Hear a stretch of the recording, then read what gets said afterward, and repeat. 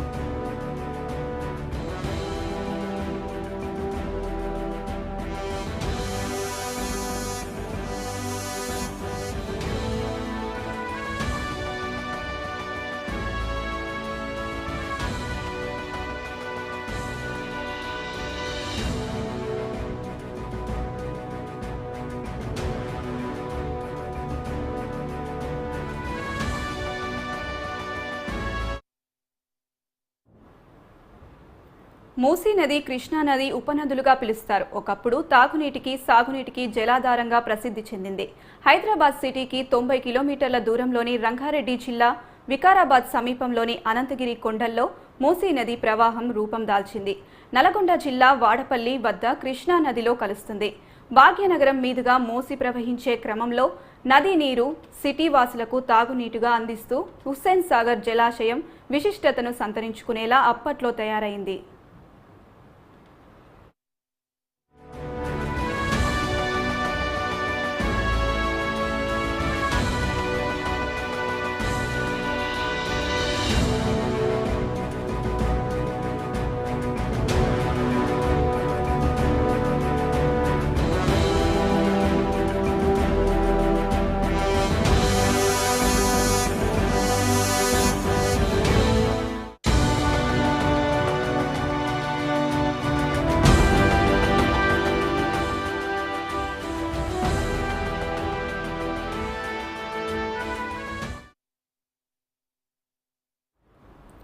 కాలక్రమంలో హైదరాబాద్, రంగారెడ్డి, జీడిమెట్ల, ఉప్పల్ ప్రాంతాల్లో పరిశ్రమలు ఏర్పడడం వలన వాటి వ్యర్థాలను మూసీ రివర్లో వదిలిపెట్టేలా పరిస్థితులు ఏర్పడ్డాయి. సహజ సిద్ధంగా ప్రవహించే మూసీ నది కలుషితంగా మారింది. రసాయన వ్యర్థాలు కలవడంతో వ్యవసాయానికి ఉపయోగంగా లేకపోవడంతో మూసీ ప్రాంత రైతులకు పెను సవాలుగా మారింది.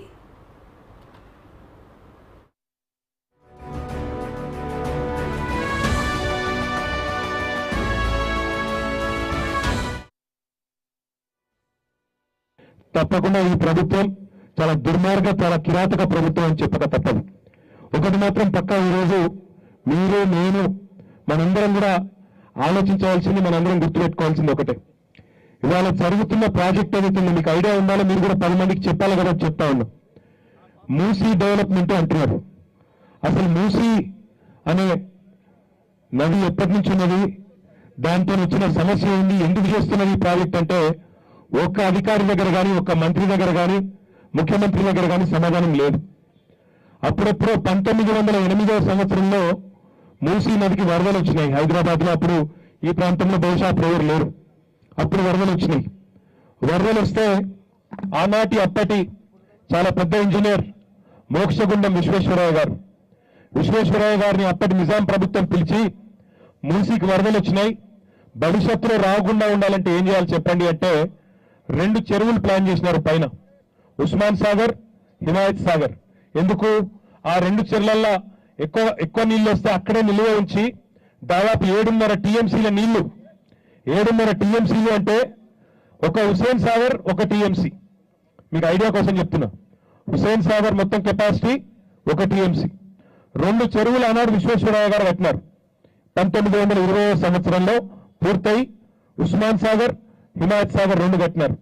తద్వారా మళ్ళీ భవిష్యత్తులో మూసీకి వరదలు వచ్చినా తట్టుకునే పరిస్థితి ఉండాలి, ఎవరికేం కావద్దు అన్న ఉద్దేశంతో ఆ 2 కట్టడమే కాకుండా దాని గేట్లు కూడా పెట్టారు. ఉస్మాన్ సాగర్ కానీ హిమాయత్ సాగర్ కానీ గేట్లు కూడా ఎందుకు పెట్టినారంటే దాన్ని రెగ్యులేట్ చేయడానికి, వచ్చిన నీళ్ళని కూడా ఒకటేసారి పంపకుండా ఇక్కడ కింద ఏమన్నా ఎక్కడన్నా ముంపు కానీ ఇబ్బంది కానీ ఉంటే భవిష్యత్తులో మళ్ళీ ఆ సమస్య రావద్దని చెప్పి ఆ రకంగా ఆనాడు విశ్వేశ్వరయ్య గారు ప్లాన్ చేసినారు.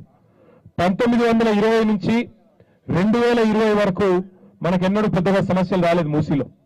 ఒక్క 2020 సంవత్సరంలో మాత్రం అక్టోబర్ నెలలో భయంకరమైన వర్షం ఒకటేసారి కుంభవృష్టిలాగా పడడం వల్ల కొంత సమస్య వచ్చింది. వచ్చినప్పుడు కూడా ఆనాడు మీకు గుర్తుండాలి, కేసీఆర్ గారు ముఖ్యమంత్రి, మాకు ఒకటే ఆదేశం ఇచ్చినారు కేసీఆర్ గారు. కావాలంటే ఇప్పుడు రేవంత్ రెడ్డి లాగా కేసీఆర్ కూడా ఆలోచించింటే ఆ మొత్తం లోతట్టు ప్రాంతాల్లో ఎఫ్టీఎల్లో బఫర్లో ఉన్న వాళ్ళందరినీ తీసేయండి, ఎత్తేయండి అని ఆయన కూడా ఆనాడు చెప్పిండొచ్చు. కానీ కేసీఆర్ గారు చెప్పింది ఒకటే ఒక్క మాట ఆ రోజు మా అందరికీ కూడా. ఆయన ఏం చెప్పినారు కేసీఆర్ అంటే, ముందు ఎవరైనా అక్కడ ఇబ్బంది పడుతున్న వాళ్ళు, నీళ్లు ఇళ్లలో ఉన్న వాళ్ళు ఉంటే ముందు వాళ్లకు మాత్రం వాళ్ళకి కన్విన్స్ చేయండి, మీ ప్రాణాలకు ప్రమాదం అని చెప్పండి తప్ప ఎవరిని ఇబ్బంది పెట్టకండి, ఎవరి ఇల్లు కూల్చకండి.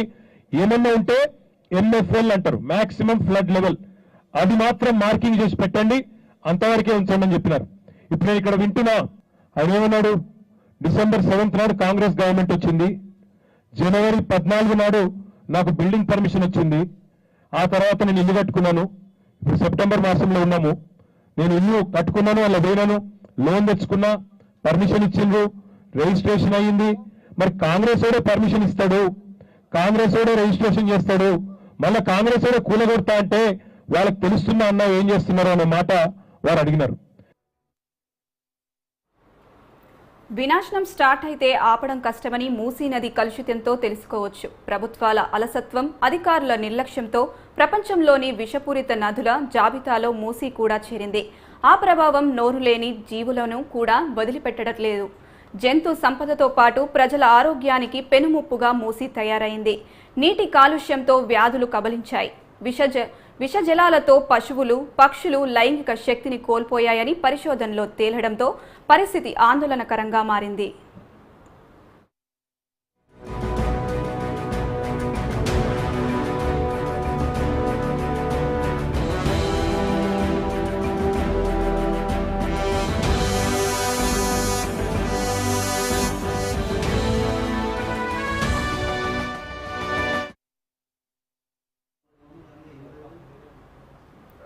ప్రత్యేక తెలంగాణ ఏర్పడిన తర్వాత కూడా మూసీ నదికి మోక్షం కలగలేదు. బంగారు తెలంగాణ నినాదంతో 2 సార్లు అధికారం చేపట్టిన బీఆర్ఎస్ మూసీ ప్రక్షాళనలో మాటలకే పరిమితమైంది. ఆచరణలోకి వచ్చేది లేదు. మూసీ నీరు తాగింది అంతకన్నా లేదు. మరోవైపు మూసీ నది చుట్టూ ఆక్రమణల హద్దు లేకుండా పోయింది. వేల సంఖ్యలో సామాన్యులు, మధ్యతరగతి జనాలు నదీ పరివాహక ప్రాంతాలను ఆక్యుపై చేశారు. ఇల్లు నిర్మించుకొని చెత్త చెదారాల మధ్య బతుకు నిండుగా సాగిస్తున్నారు.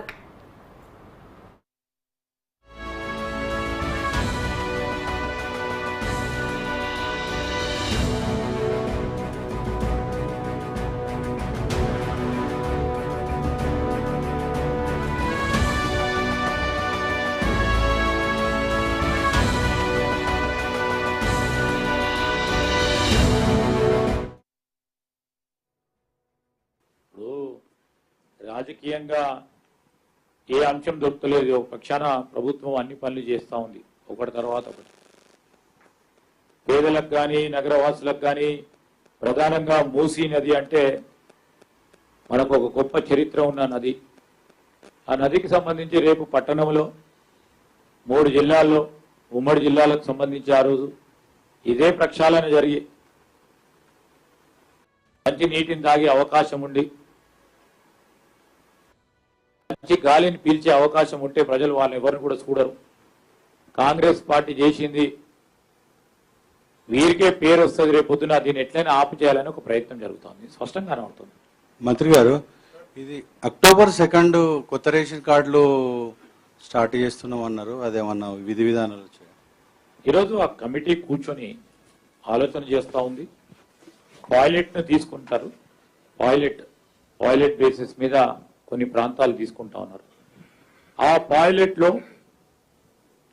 ఆ ఫ్యామిలీ కార్డ్స్ అమలు చేసిన తర్వాత అక్కడ చిన్న చిన్న ఏదైనా అంశాలు ఉంటే తీసుకొచ్చి మళ్ళా దాంట్లో ఇంకేమైనా సవరణలు చేయన్నా ఇంకా ప్రజలు ఏం కోరుతా ఉన్నారు చూసి ముందుకు తీసుకెళ్లడం జరుగుతుంది. ఈ దేశంలో చాలా నదులు ప్రక్షాళన చేశారు, కానీ 1,50,000 కోట్ల రూపాయలు మూసీలో పోసేందుకు తెలంగాణ ప్రభుత్వం సిద్ధమైంది. పెద్ద స్కామ్ అంటున్నారు. అసలు 1,50,000 అవుతుందా సార్? ఎంత ఎస్టిమేషన్ ఉన్నది మీరు? అసలు ఇప్పుడు 100 కోట్లు అవుతుందా, 50 కోట్లు అవుతుందా, 150 కోట్లు అవుతుందా, 1000 కోట్లు అవుతుందా, 50,000 కోట్లు అవుతుందా, 1,00,000 కోట్లు అవుతుందని నిర్ధారణ వారంతటే వారు వచ్చి 1,50,000 కోట్లు అవుతాయి అని గ్లోబల్ ప్రచారం చేసేయడం తప్ప ఈరోజు ఒక కన్సల్టెన్సీని పిలిచి అసలు ఏం చేయాలా, మంచినీటికి సంబంధించి ఎన్ని సీవరేజ్ ప్లాంట్లు కట్టాలా, లింకేజీలు ఏ విధంగా చేయాలి, సీవరేజ్ లైన్లు ఏ విధంగా చేయాలా, స్టాప్ వాటర్ నెట్వర్క్ ని ఏ విధంగా నిర్మాణం చేయాలి, ట్రంక్ అండ్ ఇంటర్సెప్టర్ నెట్వర్క్స్ ఏ విధంగా చేయాలి, అదేవిధంగా ఈరోజు బ్రిడ్జెస్ కానీ ఎక్స్ప్రెస్ వేలు కానీ పార్క్స్ కానీ స్పోర్ట్స్ ఫెసిలిటీస్ కానీ ఇక్కడే ఒక ఆర్ఎస్పీ ఇప్పుడే ఇచ్చింది. అసలు ఇంకేం తెలియదు, అది రూపాయి అవుతుందా, 2 రూపాయలు అవుతుందా, 10 రూపాయలు అవుతుందో తెలియదు. కానీ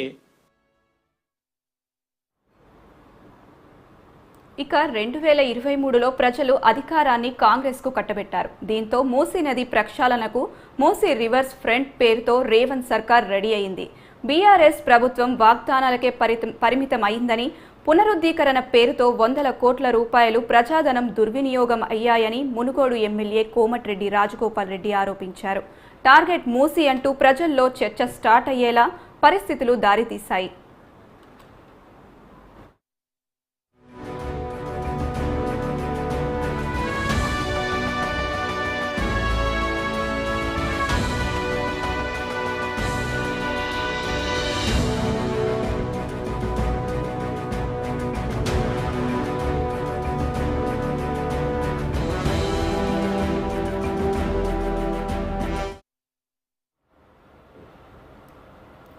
మూసీ నది ప్రక్షాళన అనేది చిన్న విషయం కాదు. కోట్లాది రూపాయల వ్యయంతో పాటు ఎన్నో సవాళ్లను అధిగమించాల్సి ఉంటుంది. ఇందులో ప్రధానమైంది ఆక్రమణలను తొలగించడం. ఈ అంశాన్నే బీజేపీ, బీఆర్ఎస్ పార్టీలు అస్త్రంగా మార్చుకున్నాయి. అదను చూసి ప్రభుత్వంపై విమర్శల దాడి కురిపిస్తున్నారు. కానీ విమర్శలకు తెలంగాణ సర్కార్ చెక్ పెట్టింది. ఆక్రమణదారులకు డబుల్ బెడ్రూమ్ ఇండ్లను కేటాయిస్తూ మూసీ ప్రక్షాళన దిశగా సాగడం ప్రతిపక్షాలకు కంటి మీద కునుకు లేకుండా చేస్తుంది.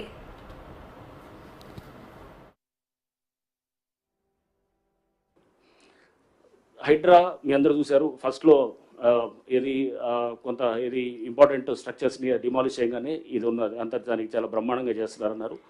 2-3 అంటే ఈ గతంలో జరిగినటువంటి 2-3 ఏదైతే కనుక డిమాలిషన్స్ ఏమైనా జరిగినప్పుడు దాని గురించి కొంత అంటే అడ్వర్స్గా రిపోర్ట్ చేయడం కూడా దీన్ని కూడా నేను ఒకసారి దాని మీద కూడా క్లారిటీ ఇవ్వదలుచుకున్నాను. సో కొన్ని స్ట్రక్చర్స్ మనం ఇంకోటి మీ అందరికీ కూడా మేము చెప్పాల్సింది, ప్రతి స్ట్రక్చర్ కూడా ఏదైతే కనుక అన్ఆథరైజ్డ్ అయితేనే దాన్ని డిమాలిష్ చేయడం జరిగింది. ఎక్కడ కూడా GHMC permission, HMDA permission list కూడా ఇస్తారు మీ అందరికి కూడా. తర్వాత మొత్తం దాదాపు 27-28 స్ట్రక్చర్స్ని ప్లేసెస్లో డిమాలిష్ చేసినప్పుడు ఎక్కడైతే కనుక ఆ పర్మిషన్ సపోజ్ ఒకటి పంచాయత్ సెక్రటరీ ఇస్తాడు, ప్రస్తుతం మున్సిపాలిటీ పాత డేట్ తోటి ఇచ్చాడు. డిండిగల్ కేసులో, డిండిగల్లో మేము చేసినటువంటి అక్కడ చెరువులు, అక్కడ పాత డేట్ తోటి ఇస్తే పంచాయత్ సెక్రటరీ వాజ్ సస్పెండెడ్. అతను అరెస్ట్ అయ్యాడు. తర్వాత దాని మీద ఆ డెవలపర్ ఎవరైతే బిల్డర్ ఉన్నారో ఆ బిల్డర్ మీద కూడా కేసు పెట్టడం జరిగింది. కేసు పెట్టిన తర్వాత అది పర్మిషన్ ఇస్ నో పర్మిషన్ అయినా కానీ కూడా డిమాలిషన్కి ముందు అది రిజిస్ట్రేషన్స్ జరిగి ఆ బిల్డరు అమ్మటం జరిగింది అనమాట. సో ఇంకో మీకు అమీన్పూర్లో చూస్తాం. అమీన్పూర్లో మన ఈ మధ్య డిమాలిష్ చేసినప్పుడు అమీన్పూర్లో పెద్ద ఎత్తున కూడా గవర్నమెంట్ ల్యాండ్ అన్యాక్రాంతం అవుతుంది, వేలాది ఎకరాలు అనమాట. ప్రతి వాళ్ళు వేరే సర్వే నెంబర్ తీసుకొని వచ్చేసి ఈ సర్వే నెంబర్ వీళ్ళు ఉన్న సర్వే నెంబర్ ఏమో వేరుంటుంది, వేరే నెంబర్ ఏమో అదేదో ప్రైవేట్ ల్యాండ్ చూపిస్తారు, కట్టేదేమో ప్రభుత్వ ల్యాండ్. వేలాది ఎకరాలు అక్కడ మొత్తం అన్యాక్రాంతం ఆక్రమించుకోవడం జరుగుతుంది. అక్కడ స్థానికంగా పలుకుబడి ఉన్నవాళ్ళు అది అన్ని విధాలుగా కూడా దాన్ని సిస్టమ్స్ని మేనేజ్ చేసుకుంటూ చేస్తున్న దాంట్లో వాటిల్ని కూడా మేము మన డిమాలిష్ చేసాము. సో ఉదాహరణకి ఒక హాస్పిటల్, మన డిమాలిష్ చేసినటువంటి హాస్పిటల్ మీరు చూస్తే కనుక పోయిన సంవత్సరం అది ఆల్రెడీ ఒకసారి డిమాలిష్ అయిన తర్వాత ఫ్లోర్ దాకా మళ్ళా కట్టడం మొదలెడితే స్లాబ్స్ అయినా ఆపకుండా మళ్ళీ మూడోసారి కూడా వాళ్ళు చేసినప్పుడు దానికి ఇది పవర్ కనెక్షన్, అది కరెంట్ కనెక్షన్ డిస్కనెక్ట్ చేయమని చెప్పి కూడా రాసిన తర్వాత వాళ్ళు కోర్టుకు వెళ్ళి మళ్ళీ తీసుకొని వచ్చేసి మొన్న డిమాలిష్ చేసామన్నమాట. దాంట్లో ఎటువంటి హాస్పిటల్ ఏమీ లేదు. ముందు రోజు మేము వెళ్ళి చేసినప్పుడు అక్కడ హాస్పిటల్ లేదు, ఏమీ లేదు. అవన్నీ కూడా వీడియో రికార్డు కూడా చేయటం జరిగింది. అక్కడ బయటికి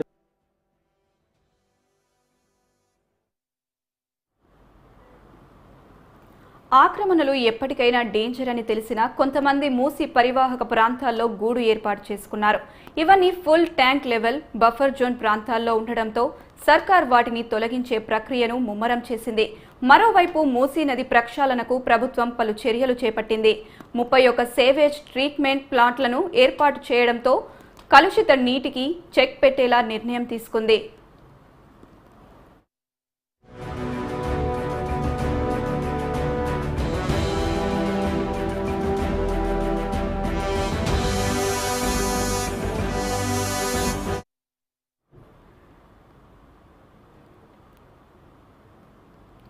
మూసీ నది ప్రక్షాళనకు 3,000 నుంచి 4,000 కోట్లు ఖర్చు అవుతుందని అధికారులు అంచనా వేస్తున్నారు. పరిశ్రమల వ్యర్థాల కట్టడితో పాటు ఏకంగా మూసీ నీటిని ప్యూరిఫై చేయడమే టార్గెట్గా మారింది. ట్విన్ సిటీస్ మీదుగా పారాడే మూసీ నది ప్రవాహంలో మురుగునీరు కలవకుండా చేయడానికి పెద్ద సాహసమే చేయాల్సి ఉంటుంది. దీంతో పాటు మూసీ తీర ప్రాంతాలు స్వచ్ఛందనం హరివిల్లేలా మొక్కలు నాటే కార్యక్రమం కూడా తెలంగాణ సర్కార్ వేగవంతం చేసింది.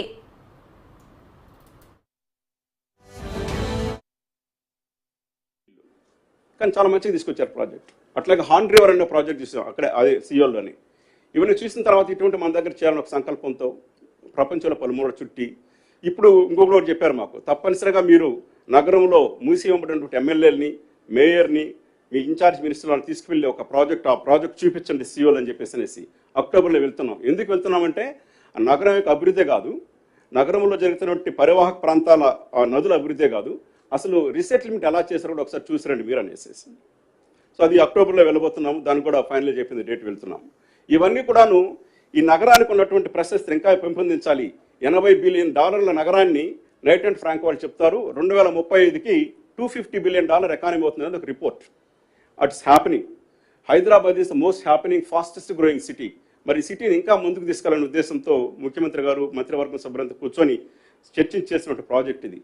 దీంట్లో చారిత్రక కట్టడాలను తీసుకురావడం, ఉదాహరణకి ఉస్మానియా జనరల్ హాస్పిటల్ని షిఫ్ట్ చేసి అక్కడ మంచి దాన్ని అది ఒరిజినల్ స్వరూపం తీసుకురావాలి. దాని పక్కన ఒక చెట్టు ఉంది, 105 సంవత్సరాల క్రితం దాదాపు 150 మందిని కాపాడిన చెట్టు అది. ఇన్ఫ్యాక్ట్ మేము రేపు ఎల్లుండి దానికి విజిట్ చేసి అక్కడ ఒక ప్రోగ్రామ్ చేద్దాం అనుకుంటున్నాం. అట్లాగే ఎదురుగా హైకోర్టు ఉంది. ఇవన్నీ కూడాను ఇప్పుడు మనం ఏదైతే థేమ్స్కి వెళ్ళి చూసొస్తున్నామో బకింగ్హామ్ ప్యాలెస్లో, థేమ్స్ నది పక్కన ఇటువంటి ప్యాలెస్లు ఇవన్నీ కూడాను అవన్నీ చూసి నిజాం గారు కట్టించినటువంటి అవన్నీ కూడాను పూర్వ వైభవాన్ని తీసుకురావాలి. గోల్కొండ కోటని టూరిస్ట్ స్పాట్గా చేయాలి, తరామతి భారత్ ఇంకా మంచిగా తీసుకురావాలి, సిటీ కాలేజీని ఇంకా మంచిగా చేయించాలనే ఉద్దేశంతో చేస్తున్న ప్రాజెక్టులు ఇవన్నీ కూడాను. అదే కాకుండా ఎకలాజికల్గా రెవెన్యూ మంచిగా చేయించాలి. ఇవన్నీ ఊరికే చెప్పడం కూడా కాదు, ఆల్రెడీ ఒక ప్రాజెక్ట్ స్టార్ట్ అయింది. ఉదాహరణకి మూసీలో ఉన్నటువంటి నీటిని క్లీన్ చేసేదానికి ఆల్రెడీ మనము హైదరాబాద్ నగరంలో కొన్ని ఎస్టీపీలు చేస్తున్నాం. హైదరాబాద్ నగరంలోనే చేస్తే సరిపోదు, చుట్టూ ఉన్నటువంటి దాంట్లో హైదరాబాద్ నగరం 650 కిలోమీటర్లు. అక్రమ కట్టడాల తొలగింపుతో ప్రతిపక్షాలు జనాలను రెచ్చగొట్టేలా పొలిటికల్ డ్రామాకు తెరలేపారు. జనాలకు మేమే అంటూ కొత్త నాటకాలు స్టార్ట్ చేశారు. 10 ఏళ్ల బీఆర్ఎస్ పాలనలో మూసీ నది ప్రక్షాళనపై సాధించింది గోరంతా. ప్రస్తుతం మాత్రం కొండంతలుగా చేసిన కాంగ్రెస్ సర్కార్ను ముప్పు తిప్పలు పెట్టేలా గులాబీ నేతలు ప్రయత్నిస్తున్నారు.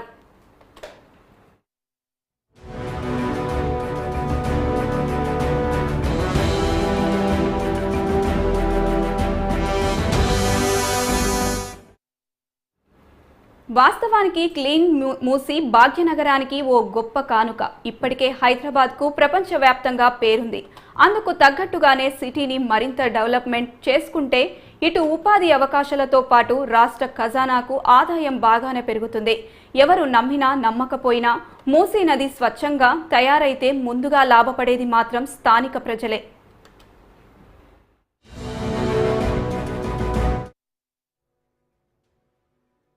ఇలా ఒక్కొక్క సమస్యను పరిష్కరించుకుంటూ హైదరాబాద్లో ట్రాఫిక్ సమస్యను పరిష్కరించుకుంటూ హైదరాబాద్కు వచ్చిన వరదల్ని పరిష్కరించుకుంటూ హైదరాబాద్ కూరుకుపోతున్న బురదలో నుంచి నగరాన్ని కాపాడాలని ఒక మంచి ఆలోచనతోని ముందుకు వస్తే దాని మీద కూడా బురద జల్లుకుంటూ తిరుగుతున్నారు బామర్దులు.